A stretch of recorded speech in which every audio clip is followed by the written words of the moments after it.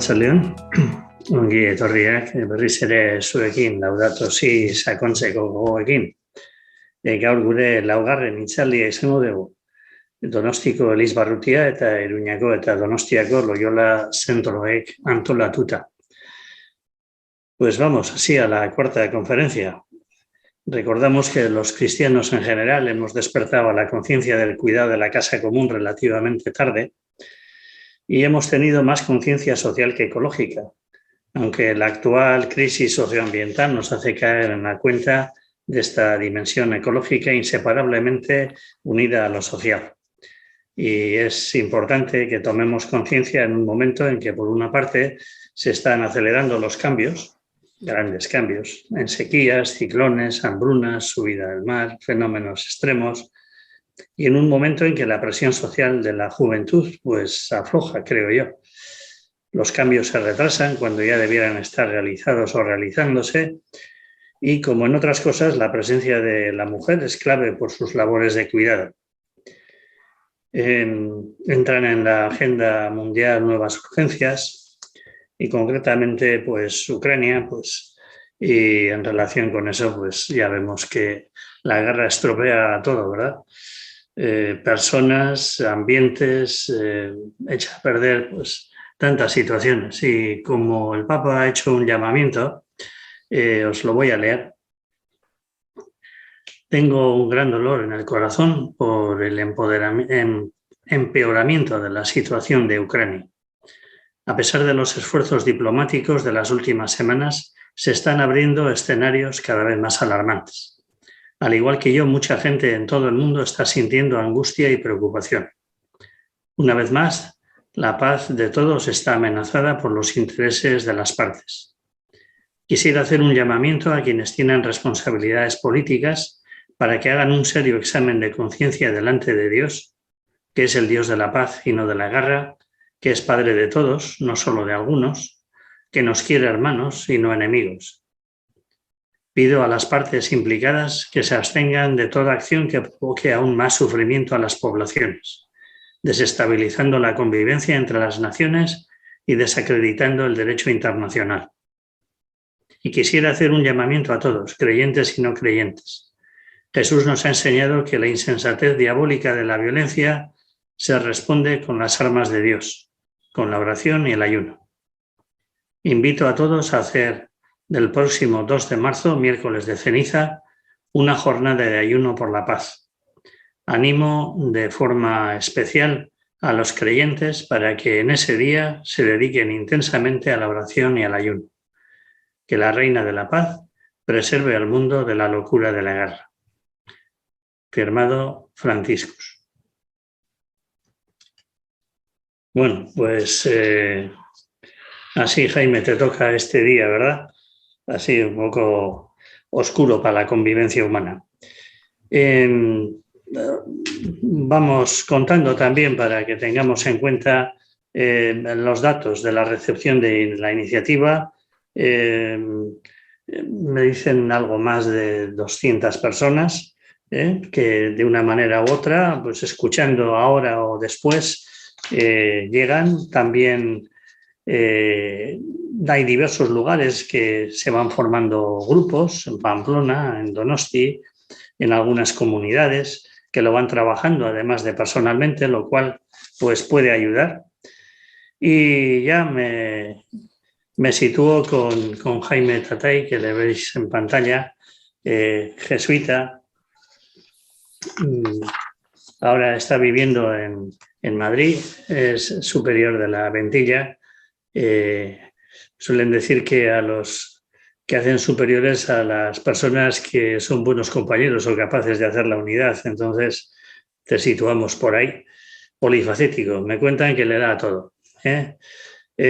Profesor en comillas, ¿verdad? Y estoy leyendo aquí pues que los últimos años, las asignaturas que he impartido, filosofía y humanismo, ciencia y religión, ecología, discapacidad y biótica global, justicia, salud y recursos limitados, medio ambiente y sostenibilidad, espiritualidad ignaciana en el mundo de hoy, cristianismo y ética social, ecología, ética y doctrina social de la Iglesia, en fin, y así sucesivamente.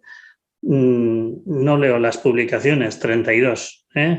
Director de la revista Razón y Fe, especializada en el mundo del pensamiento. Y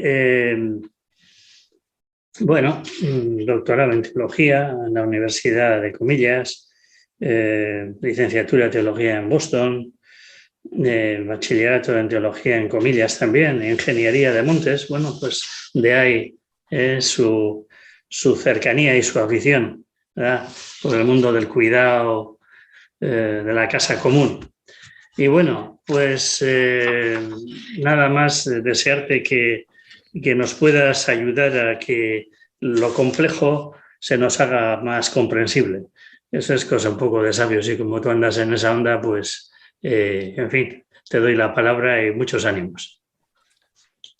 Muy bien, pues muchas gracias, Manu. Lo primero, dar las gracias también a los organizadores, a ti, a Manu, y a la Diócesis de San Sebastián y la coordinación de los centros Loyola, ¿no?, que sois quienes habéis propuesto, ¿no?, este encuentro online, virtual. Esperemos que pronto puedan ser presenciales, pero de momento pues muchas cosas todavía pasan por la pantalla, ¿no?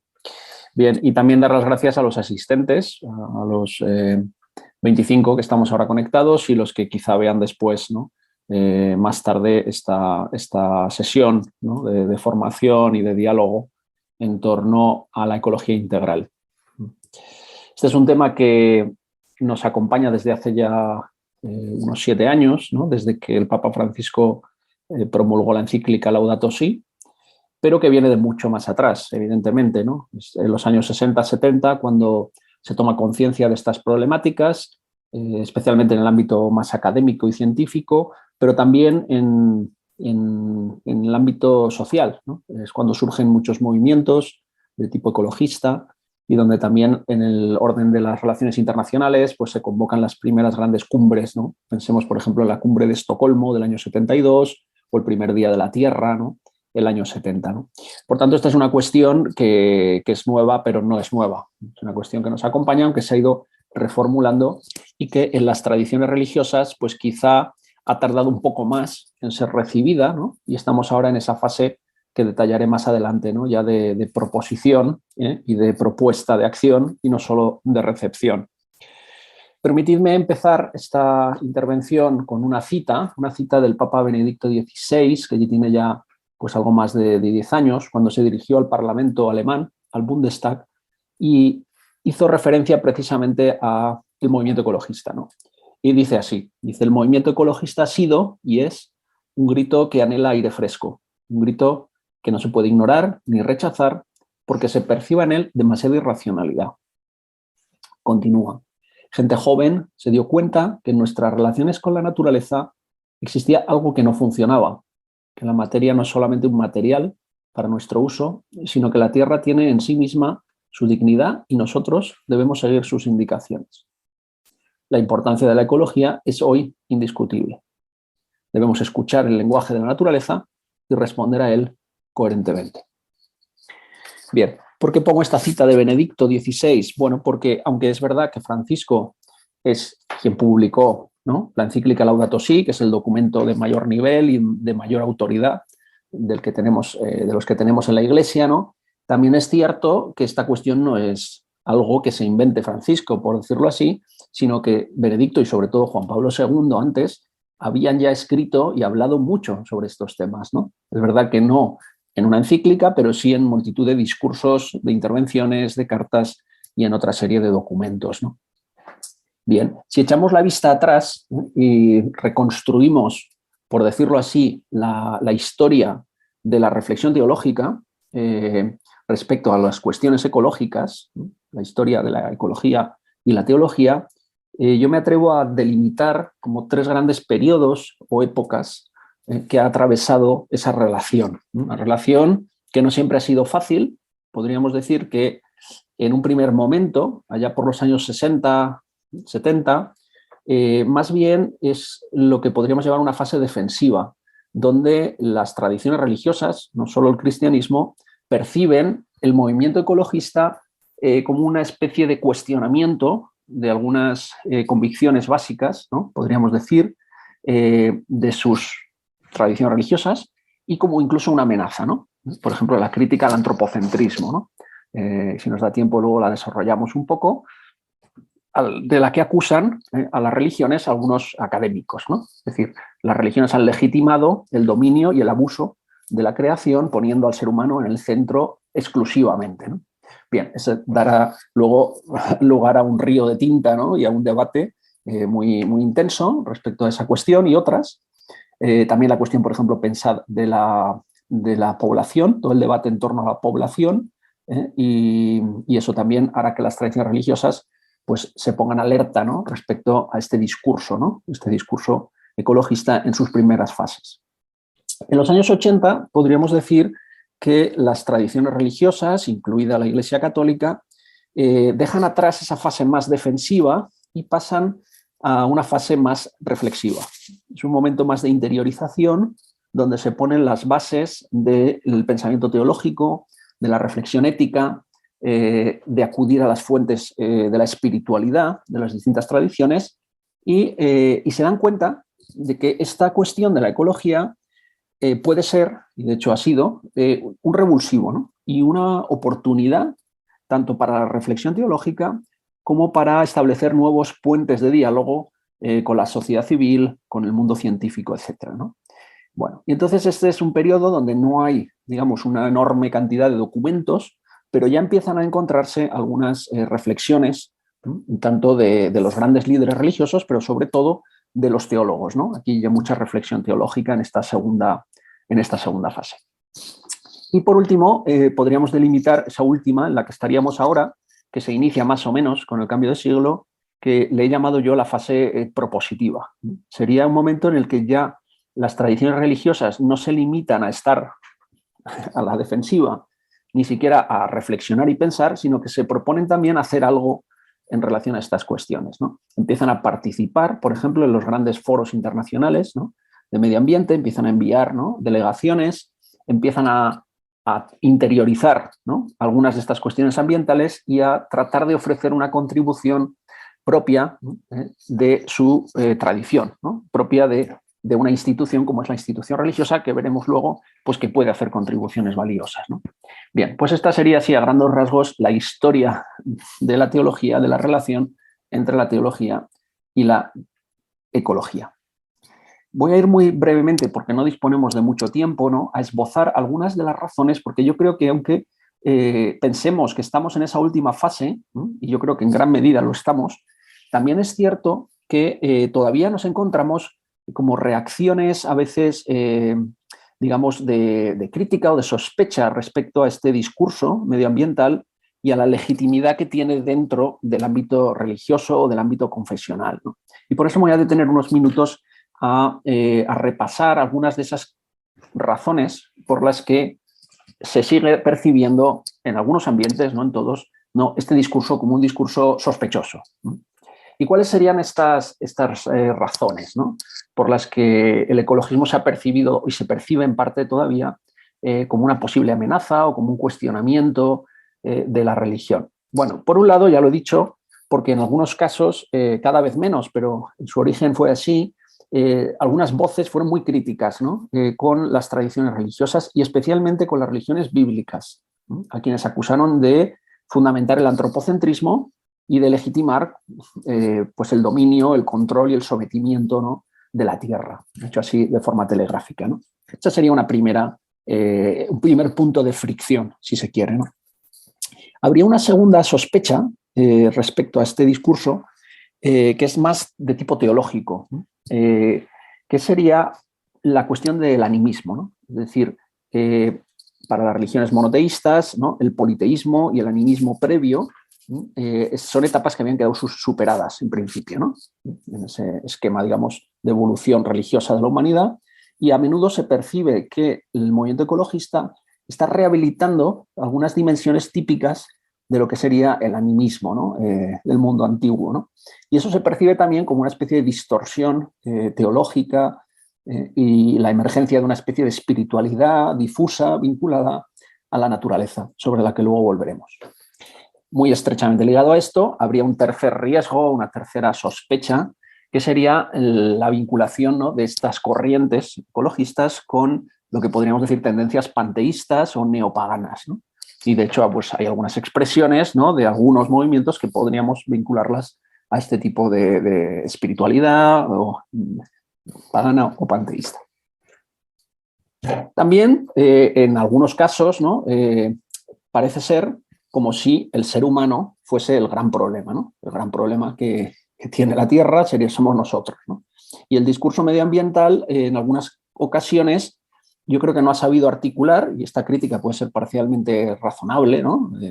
No ha sabido articular bien el debate en torno al papel del ser humano, ¿no? El ser humano como co-creador, como ser único y especial en muchos sentidos, ¿no?, por estar dotado, pues, de unas capacidades y de una inteligencia y de una tecnología que otras especies no tienen, ¿no? Bueno, y esto ha llevado en algunos momentos a cuestionar, ¿no?, el rol del ser humano, ¿no?, en la Tierra, ¿no?, e incluso a depreciarlo, y podríamos hablar incluso de tendencias en algunos casos misantrópicas, ¿no?, en el movimiento ecologista, que evidentemente a muchas tradiciones religiosas pues les hacen sentirse amenazadas, ¿no? Bien, luego, paradójicamente, al mismo tiempo, otro de los motivos de sospecha respecto del movimiento ecologista podríamos situarlo en lo que llamo yo aquí una tentación elitista, ¿no? Es decir, la asociación de esta nueva sensibilidad medioambiental con patrones de conducta, de consumo y de comportamiento propios, digamos, de élites culturales y socioeconómicas. Pensado un poco en toda la preocupación por el bienestar, el deseo de reencontrarse con una naturaleza en buen estado, y cómo eso muchas veces se formula excluyendo o marginando cuestiones sociales, a las que luego seguiré con eso, y parece como que es una especie de gente rica que quiere vivir tranquilamente, quiere vivir bien y quiere vivir sanamente, ¿no? Y a veces se asocia, ¿no?, a lo que podríamos llamar un ecologismo de ricos, ¿no?, esta corriente de pensamiento, ¿no? Y eso ha generado también sospechas, ¿no?, pues dentro de algunas tradiciones religiosas. Y por último, es lo que acabo también de indicar, ¿no?, es la sospecha de que el movimiento ecologista puede ser una excusa para dejar de lado otros temas socialmente o económicamente mucho más urgentes, ¿no? Entonces, como la cuestión social queda aparcada y ahora parece como que la cuestión ecológica está ocupando su lugar, y esto, pues, conectado a la cuestión de la misantropía que os decía antes, pues también se ha percibido en algún momento como una sospecha, como una amenaza, ¿no?, como un motivo, ¿no?, para estar alerta frente al movimiento ecologista. Bien, yo creo que de una manera u otra probablemente muchos habéis escuchado, ¿no?, o incluso a lo mejor habéis vosotros mismos pensado respecto a estos temas, ¿no?, en esta clave, ¿no? Pensad que no es solo la tradición religiosa, sino que los propios movimientos sindicales, ¿no?, los sindicatos y muchos partidos de izquierda, en un primer momento, cuando aparece esta cuestión, también la perciben como una distracción, ¿sí?, respecto a las cuestiones económicas y sociales que les parecían mucho más urgentes. Bien. Dicho eso, haciendo esas primeras reservas, si se quiere, respecto al movimiento ecológico o ecologista, voy a subrayar algunos elementos que a mí me parece que pueden ser valiosos en ese diálogo entre la teología y la ecología. Es decir, hay razones para poder sospechar o poner entre paréntesis algunas de sus planteamientos, pero también hay muchas razones que nos pueden servir como puntos de encuentro, no puntos de fricción, puntos de encuentro para dialogar y quizá para establecer puentes y colaborar, ¿no?, entre ambientes de iglesia y ambientes, por decirlo así, más seculares, ¿no? Bien, entonces, en primer lugar, me gustaría señalar, estos son los 10 puntos que voy a recorrer ahora, a partir de ahora. En primer lugar, me gustaría subrayar cómo el ecologismo contemporáneo, de alguna manera, ha rehabilitado algo que había quedado un tanto aparcado en la tradición cristiana, que es, por un lado, la teología natural y, por otro lado, las grandes preguntas de tipo cosmológico. Eso, paradójicamente, ha sido la ecología la que nos lo ha reintroducido por la puerta de atrás, diríamos, ¿no? Es decir, la ecología o el pensamiento ecológico, ¿no?, si tuviésemos que elegir un icono del pensamiento ecológico, probablemente elegiríamos este, ¿no? Esa foto que nos trajeron los primeros, las primeras lanzaderas, ¿no? Los primeros satélites que enviamos y que permiten hacer una foto del planeta y que nos permiten a su vez tomar conciencia de dónde estamos, ¿no? Y quiénes somos, ¿no? Bueno, entonces esta canica, ¿no? La canica azul que han llamado, esa es nuestra casa, ¿no? La única que tenemos, la casa común, como dirá el Papa Francisco, y esto provoca lo que yo ahí pongo, que es un triple descentramiento, es decir, un descentramiento del ser humano, ¿no? El ser humano, por un lado, queda resituado gracias en parte a la ciencia ecológica, y nos descolocan en tres sentidos. Por un lado, la ecología nos abre a lo macroscópico, ¿no? Nos abre a pensar en una escala a la que no estamos acostumbrados, una escala de tipo geológico, ¿no? de cientos de miles o millones de años, ¿no? Y nos reubica temporalmente, y también nos invita a mirar la historia del cosmos, ¿no? La historia del sistema solar, la historia de la Tierra, la historia de la vida, ¿no? Nos abre a lo macro y al mismo tiempo nos abre a lo microscópico, ¿no? Es decir, los grandes desarrollos, ¿no? De las ciencias naturales a lo largo del siglo XX, que están detrás de la ciencia ecológica, ¿no? Nos sumergen, ¿no? en todo un mundo de conocimiento fascinante, ¿no? Microscópico, donde te das cuenta de que tú eres fruto, ¿no? de una larga historia, ¿no? De una larga evolución, y que a su vez estamos profundamente interconectados, estamos profundamente relacionados, ¿no? Con todos esos sistemas orgánicos, inorgánicos, etcétera, etcétera. Y ahí vendría la tercera clave, ¿no? La ecología como ciencia de las relaciones. El ser humano es un nodo más, es una especie, ¿no? Importante, pero es una especie dentro de los ecosistemas, ¿no? Y en esta tierra, ¿no? En la que habitamos, ¿no? Entonces, la ecología, por decirlo así, nos ha descentrado, ¿no? Y nos ha resituado, ¿no? En el tiempo, en el espacio, ¿no? Y en las relaciones, ¿no? Bien, entonces, la ciencia ecológica, como decía ahora, es una ciencia holística, frente a la fragmentación disciplinar que caracterizó la edad moderna, ¿no? al desarrollo de la ciencia europea, ¿no? Donde hay una tendencia a la hiperespecialización, ¿no? a fragmentar el conocimiento, reducirlo, ¿no? Para poder metodológicamente pues, abordarlo, ¿no? La ciencia ecológica hace justo lo contrario, ¿no? Es una ciencia más de síntesis, es una ciencia holística que replantea cuestiones globales, ¿no? Y en ese sentido conecta de alguna manera con las grandes tradiciones filosóficas y religiosas, ¿no? Y de alguna manera, como han dicho algún autor, ese pensamiento ecológico, que se deriva en parte de la ciencia ecológica, lo que hace es que rehabilita una especie de sacralidad cósmica, ¿no? Una sacralidad de tipo natural, de tipo estoico, no ya revelada, no sobrenatural, pero en cualquier caso sí una visión, ¿no? Holística, una visión sintética de la realidad. Y en ese sentido puede ser una zona de encuentro, un punto de encuentro, una oportunidad para que se pongan a hablar, ¿no? Las tradiciones religiosas y la nueva visión científica de la realidad. Bueno, vamos a dejar esto de lado para no extendernos demasiado. Bueno, y esto nos lleva al segundo punto, o el segundo punto de encuentro entre el pensamiento ecológico y el pensamiento teológico, que sería lo que yo aquí llamo es el reencantamiento del mundo, ¿no? Esa frase de reencantar o desencantar la populariza Max Weber, ¿no? Al hablar, ¿no? del desencantamiento del mundo que opera la modernidad, ¿no? En Occidente, ¿no? Como hay una pérdida de sensibilidad religiosa, ¿no? Y como, paradójicamente, el pensamiento ecológico, aunque sea fruto de esa misma racionalidad moderna, nos está devolviendo, ¿no? A un cierto reencantamiento del mundo, podríamos decir, ¿no?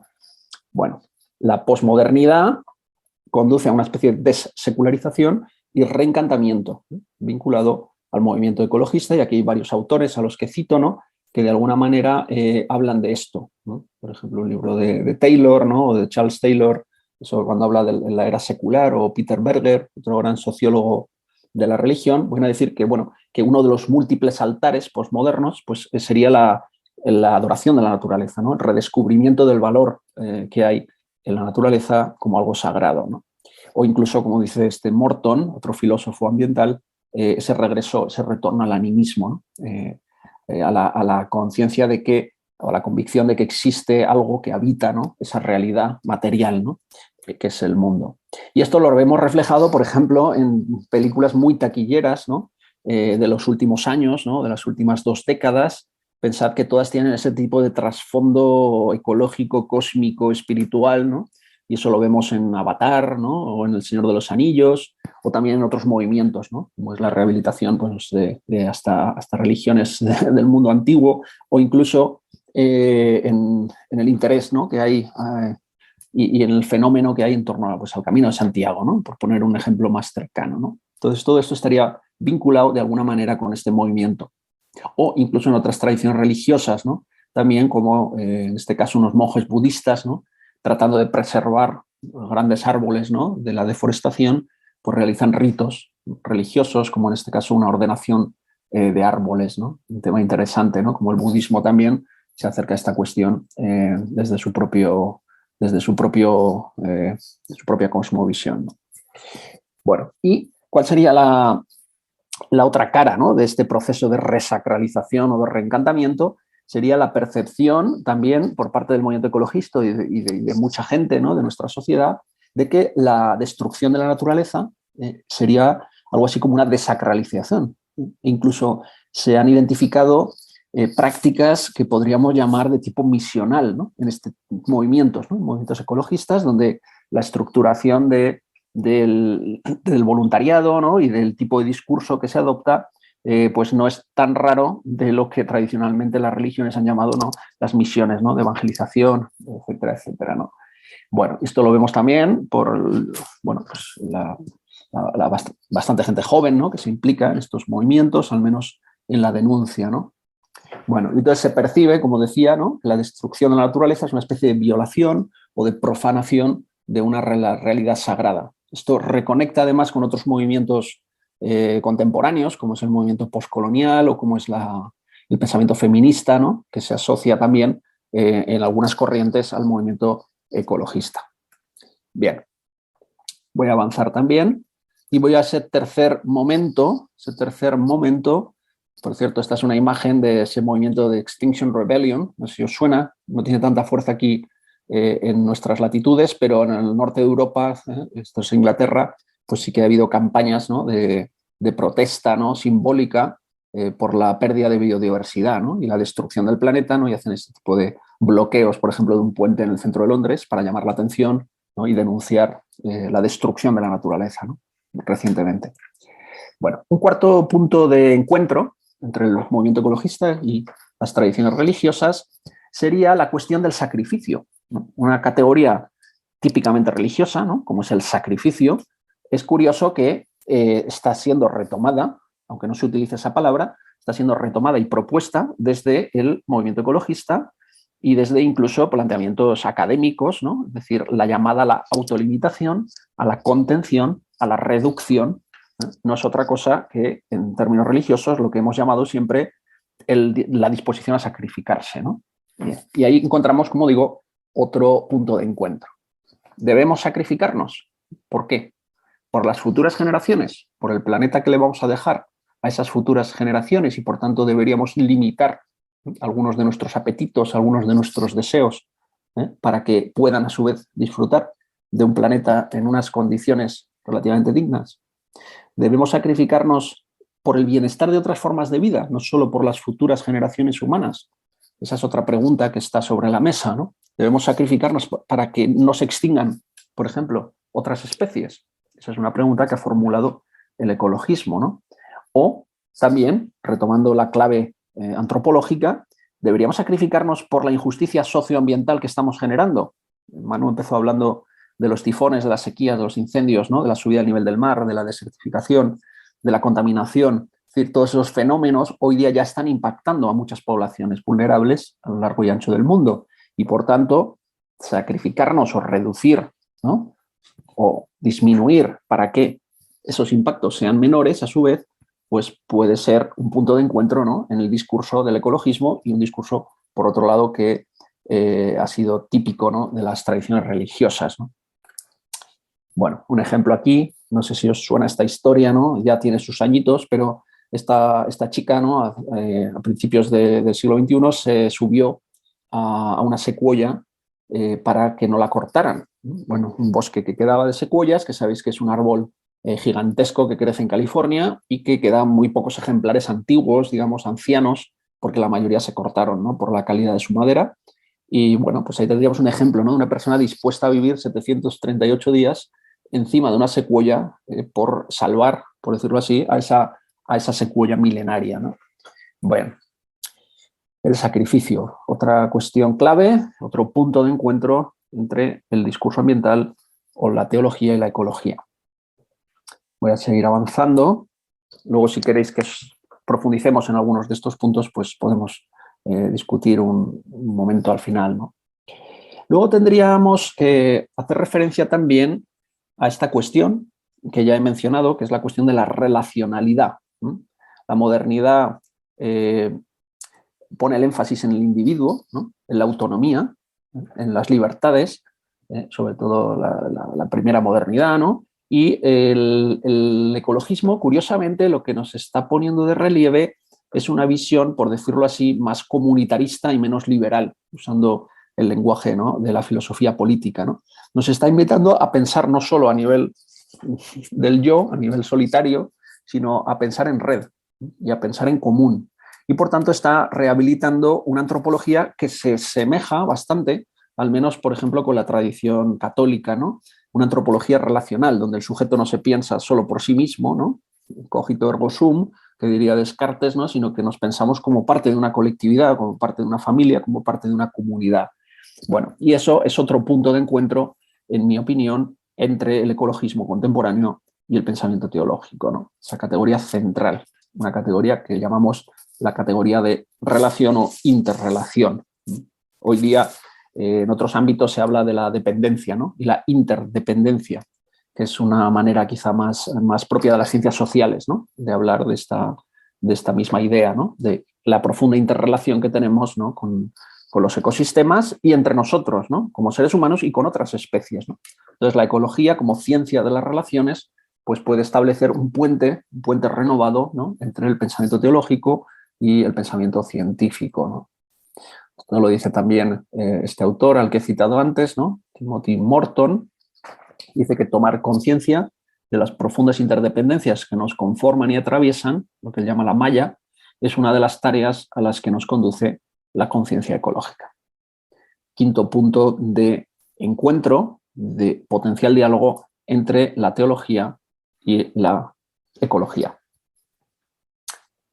Sexto, el encuentro con la naturaleza como terapia sanadora, como un ejercicio devocional e incluso como un rito sagrado. Bueno, ¿qué estamos viendo en los últimos años? Bueno, esto no es nuevo, pero sí que creo que quizá ha cobrado más fuerza, ¿no? Sobre todo a partir del COVID, por ejemplo, ¿no? Esta experiencia de los últimos 2 años quizá lo ha puesto de manifiesto, ¿no?, la necesidad que tiene el ser humano de estar al aire libre, ¿no?, de conectar con la naturaleza, ¿no?, de salir de ambientes, ¿no?, urbanos y de espacios pequeños y cerrados, ¿no? Eso que hemos sufrido muchos en los últimos meses, años, pues eso es algo que de alguna manera ya estaba vehiculado, ¿no?, por el movimiento ecologista y que se remonta incluso, podríamos decir, a la reacción romántica, ¿no?, frente no solo a la racionalidad moderna, sino todo el proceso de urbanización y de industrialización, ¿no?, de los últimos siglos, ¿no? Es decir, un deseo de reencontrarse con la naturaleza como lugar terapéutico, como lugar sanador, ¿no? Y de ahí que hayan proliferado pues multitud de prácticas, ¿no?, un poco ahí naturales, esotéricas, ¿no?, algunas pues cuestionables, ¿no? Bueno, y aquí es donde entraría quizá un matiz importante en el diálogo entre la teología y la ecología, que sería la distinción entre lo terapéutico y lo soteriológico. Es decir, es verdad que la naturaleza es sanadora y eso está además demostrado, ¿no?, con estudios, ¿no? Pasear y salir a la naturaleza y tener contacto directo, pues nos baja la presión arterial, reduce el colesterol, el nivel de azúcar, tiene una serie de elementos medibles, ¿no?, que sea, bueno, pues esto está demostrado, ¿no? Pero es verdad que a nivel teológico eso que es muy valioso y que se considera bueno y positivo es insuficiente, ¿no?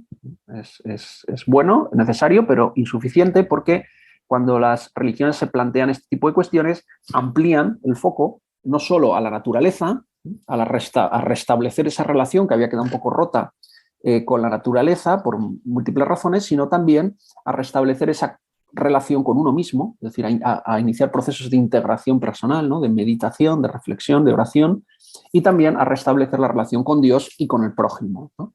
Y por tanto esa visión más amplia de la sanación, no una sanación meramente terapéutica, ¿no? E individual, podríamos decir que la religión la amplía hacia una visión más holística de la sanación, que la podríamos representar con ese concepto, ¿no? De la soteriología. Es decir, no solo sanación, es salvación. ¿No? Y la salvación introduce un matiz muy importante para la religión.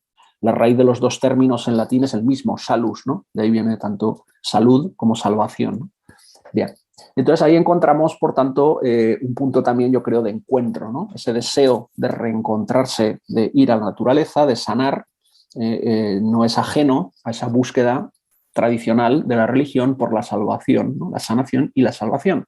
Pensemos, por ejemplo, en la propia figura de Cristo, ¿no? Cristo aparece como un sanador de los cuerpos, ¿no? Al cojo, al ciego, al paralítico, lo sana, pero lo salva también. Le dice, tu fe te ha salvado, vete y no peques más. Es decir, no solo le sana, sino que le salva.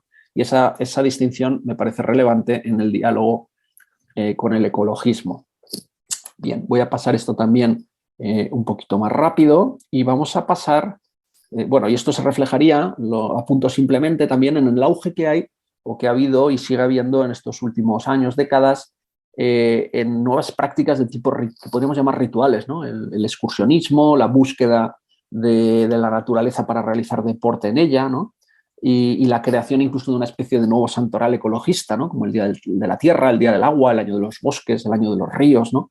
Ahí se percibe, ¿no? Como un trasfondo, ¿no? Sagrado casi en el discurso ecologista. Bueno. Séptimo punto de encuentro, séptima convergencia entre el ecologismo contemporáneo y la reflexión teológica, ¿no? Y la tradición espiritual. Bueno, y esto haría referencia a lo que en teología llamamos el apocalipsis, ¿no? Es decir, el discurso sobre el final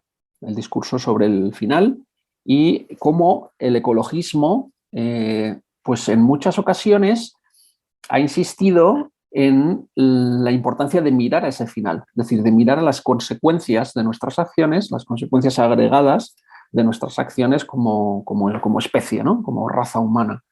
Y a veces, y en muchas ocasiones, esa reflexión ha ido asociada de un imaginario, ¿no? De tipo, podríamos decir, apocalíptico, de tipo catastrófico, ¿no? Es decir, ojo, porque si seguimos emitiendo gases de efecto invernadero, el clima va a modificarse, ¿no? Y entraremos en una nueva fase climática, ¿no? mucho más extrema, mucho más imprevisible, ¿no? Ojo, no extingamos muchas especies porque eso puede tener efectos en cascada, ¿no? Hay como advertencias, y aquí resonaría de alguna manera pues el discurso, por ejemplo, de los profetas, ¿no? Que hacían algo parecido, ¿no? Los profetas son videntes que denuncian el presente, pero que también anuncian, ¿no? Visiones futuras, ¿no? Y aquí es donde encontramos otra convergencia, otro punto de encuentro entre el discurso ecologista y el discurso teológico. La imagen aquí proyectada aparece esta chica joven, ¿no? Decía, seguro que los dinosaurios también pensaba que les quedaba tiempo. Es decir, nos está invitando a pensar en una escala de tiempo mucho más amplia de la habitual, ¿no? Pensemos en los dinosaurios, pero pensemos en el futuro, ¿no? Y pensemos que igual que se extinguieron los dinosaurios, ¿no? Ojo, vayamos con cuidado que no se extinga este mundo en el que estamos ahora tal y como lo conocemos, al menos, ¿no? Bien, entonces algunas de las principales obras más influyentes, ¿no? Del pensamiento ecologista pues, nos recuerdan, ¿no? A esta dimensión apocalíptica, ¿no? Del discurso ambiental, ¿no? El final de la naturaleza, colapso, ¿no? La muerte de la naturaleza, etc. Bien, y aquí de nuevo, igual que antes distinguía entre sanación y salvación, me parece muy importante que distingamos entre el apocalíptico y lo escatológico. Es decir, si el ecologismo quizá le podemos criticar que ha abusado del discurso apocalíptico, aquí las tradiciones religiosas y sobre todo el cristianismo podríamos añadir o podríamos en el diálogo con esa tradición de pensamiento no ecológico aportar una visión no ingenua, pero sí optimista respecto al futuro. Es decir, una visión escatológica, ¿no? Una visión escatológica no solo apocalíptica. O dicho de otra manera, cuando uno escucha un discurso catastrófico que plantea que prácticamente ya no hay ninguna posibilidad, ¿no?, de salvación, donde vamos inevitablemente abocados al fracaso y al colapso, pues eso es muy desmovilizador, ¿no? Eso es algo que no te impulsa, ¿no?, a cambiar, no te impulsa a plantear las cosas, sino que puedes caer o bien en un discurso culpabilizador o en una especie de desimplicación total, ¿no? Es decir, esto no moviliza, ¿no? ¿Para qué? Si da igual, ¿no? Haga yo lo que haga, ¿qué más da todo esto, ¿no? O en cualquier caso, yo soy culpable de todo lo que está sucediendo en parte y por tanto pues quedo como paralizado por la culpa, ¿no? Y a veces parece como que el discurso ecologista no ha sabido articular bien la necesaria crítica de tipo profético y apocalíptico con una visión esperanzada e ilusionante del futuro, lo que podríamos llamar una dimensión escatológica, y aquí es donde creo que podríamos establecer un diálogo muy fructífero e interesante entre la teología y la ecología. Bien, octavo elemento, octavo punto de encuentro entre el pensamiento ecológico y el pensamiento teológico sería la cuestión de la injusticia social asociada a los procesos de degradación medioambiental. Y aquí de nuevo menciono los profetas, ¿no? Es decir, el ecologismo en el fondo puede y debe denunciar no solo el impacto que nuestras acciones tienen sobre los ecosistemas, sino también sobre los seres humanos más débiles, sobre los ancianos, sobre los niños, sobre los enfermos o sobre las poblaciones marginadas, a menudo comunidades indígenas o poblaciones, digamos, minoritarias, racial o económicamente, ¿no? Y esas son, en la práctica, y eso también está muy estudiado, quienes sufren las consecuencias, las peores consecuencias de la degradación, de la contaminación, etcétera, etcétera, ¿no? Bien, entonces no solo tenemos que pensar en ese planeta que vamos a dejar a las futuras generaciones, sino también al planeta en el que ya hoy estamos viviendo y en el cual está mucha gente ya sufriendo esas consecuencias, ¿no? Bien, entonces ahí podríamos también, por decirlo así, plantear una alianza entre los movimientos ecologistas y los movimientos de tipo social de inspiración religiosa que se preocupan y se han preocupado por la gente más débil y más vulnerable. Novena cuestión, noveno punto de encuentro entre la teología y la ecología es el necesario planteamiento ético al que nos conducen todas estas cuestiones. Esto está vinculado con la denuncia profética, pero no es exactamente lo mismo, ¿no? Esto nos lleva a reformular algunos planteamientos éticos que hemos heredado y que la ecología nos está invitando a revisar. Pensad, por ejemplo, que la mayor parte de tradiciones éticas, tanto la utilitarista, ¿no?, podríamos decir, como las éticas de tipo deontológico kantianas, como las éticas de las virtudes, habían pensado siempre la ética en una clave interpersonal, ¿no?, en algo que sucede entre seres humanos. Y hoy día el pensamiento ecológico nos está abriendo, ¿no?, a la posibilidad y a la necesidad de pensar la ética no solo en una clave intergeneracional, o sea, pensar las responsabilidades que tenemos respecto a nuestros descendientes que no conoceremos, a las futuras generaciones, pero también pensar la responsabilidad respecto a otras formas de vida, ¿no? A otras formas de vida. Por ejemplo, aquí tendríamos el movimiento animalista, pero no es el único movimiento, sino que hay otros muchos que nos están invitando a ampliar ese radio, por decirlo así, de consideración moral, ¿no? Es decir, ir más allá de uno mismo, evidentemente, ¿no?, del egoísmo individual, pero no solo, sino también respecto a otras personas, pero ir incluso hacia las futuras personas, futuras generaciones, e incluir, y esa es la propuesta del movimiento ecologista, ¿no?, contemporáneo y de las distintas corrientes de ética ambiental, de incluir otras especies, otros ecosistemas en ese cálculo moral, por decirlo así. Bien, y por último, y con esto concluyo y abrimos ya el espacio para el debate, que es la idea, ¿no?, original, hablar unos 40 minutos y luego pues, poder quizá compartir durante 5 o 10 minutos más. Luego también el último punto, el 10º, de encuentro entre el pensamiento ecologista y el pensamiento teológico sería la invitación que hacen ambos a una transformación personal, a lo que, dicho en lenguaje teológico hemos llamado la conversión, ¿no? Es decir, la conversión ecológica, decimos ahora, es algo que, sin usar esas palabras, están proponiendo los movimientos ecologistas y que coincide en parte con cosas que las religiones han dicho desde hace cientos o miles de años. Es decir, la necesidad de transformarse personalmente, ¿no? Y de iniciar cambios, ¿no? Que permitan modificar, ¿no? Esas consecuencias, digamos, dañinas que nuestras acciones tienen, ¿no? Sobre otros y sobre el conjunto de la realidad. Bueno, y aquí tenemos todo un debate también abierto, ¿no? Esto conecta con la cuestión del sacrificio que he mencionado antes, pero va mucho más allá. Esto hace referencia también a la necesidad de generar nuevos hábitos, nuevas maneras de ver el mundo, nuevas maneras de comportarse, ¿no?